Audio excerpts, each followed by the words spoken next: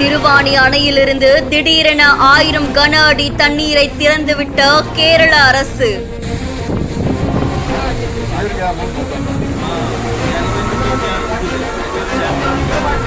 தண்ணீர் திறந்து விடப்பட்டும் தமிழகத்திற்கு ஏன் தண்ணீர் பற்றாக்குறை?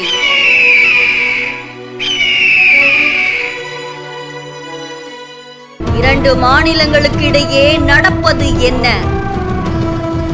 கடந்த 1973ஆம் ஆண்டு தமிழ்நாடு அரசுக்கும் கேரள அரசுக்கும் நடுவுல நீர் வழங்கல் திட்டத்துக்கான ஒப்பந்தம் ஒண்ணு போடப்பட்டிருக்கு.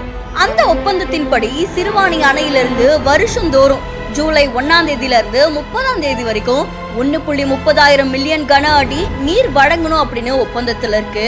பழைய கோயம்புத்தூர் நகராட்சிக்கு 99 ஆண்டுகளுக்காக குடிநீர் தேவையை வழங்கணும் அப்படின்னு சொல்லி அந்த ஒப்பந்தத்துல நிறைவேற்றப்பட்டிருக்கு. கேரளாவுடைய பாலக்காடு மாவட்டத்துல சிறுவாணி அமைஞ்சிருக்க நிலையில இந்த அணை கோவை மாவட்டத்துடைய முக்கிய நீர் ஆதாரங்கள்ல ஒன்னா விளங்கிட்டு வருது. ரொம்பவும் சுவையான குடிநீரா இருக்கக்கூடிய இந்த சிறுவாணி நீர் கோயம்புத்தூர் மாநகராட்சிக்கு பல்வேறு பகுதிகளுக்கு தினமும் விநியோகிக்கப்படுது. அதுவும் கோவை மாநகராட்சிக்கு ஒரு நாளைக்கு 265 மில்லியன் லிட்டர் தண்ணீர் தேவைப்படுதாமா. இந்த நிலையில கேரள அரசுக்கும் தமிழ்நாடு அரசுக்கும் அடிக்கடி இதனால வாக்குவாதங்களும் ஏற்பட்டு வருது. கேரள நீர்ப்பாசனத்துறை என்ன பண்றாங்கன்னா, சிறுவாணி அணையில 50 அடியா பராமரிக்க வேண்டிய நீர் தேவையில்ல, முழு நீர்த்தேக்க மட்டமான 49.53 அடிக்கு பதிலா அதிகபட்சமா 45 அடி வரைக்கும் தான் நீர்மட்டத்தை பராமரிச்சுட்டு வராங்களாம். அதுவும் சிறுவாணி அணையில நீர்மட்டத்தை 5 அடி குறைக்கிறதால 122.05 மில்லியன் கன அடி தண்ணீர் பற்றாக்குறை கோவைக்கு வருஷந்தோறும் ஏற்பட்டு வருதாமா. இதனாலேயே கோடை மாதங்கள்ல கோவை மாநகருடைய தேவைக்கு போதுமான தண்ணீர் கிடைக்கிறது இல்ல. இதை தொடர்ந்து 2 மாநிலங்களுடைய அதிகாரிகளும் பேச்சுவார்த்தை நடத்தியிருக்காங்க.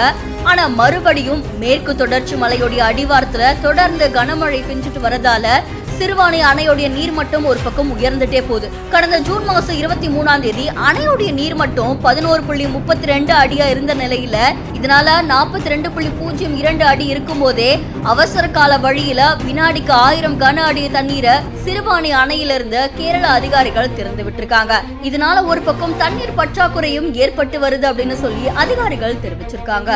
இந்த நிலையில கேரள அரசுடைய இந்த முன்னெச்சரிக்கை நடவடிக்கை தமிழக மக்களுக்கு ஏதுவா இல்லை அப்படின்னு சொல்லி அதிகாரிகள் அதிருப்தியில இருக்கிறதாகவும் தெரிவிக்கப்பட்டிருக்கு.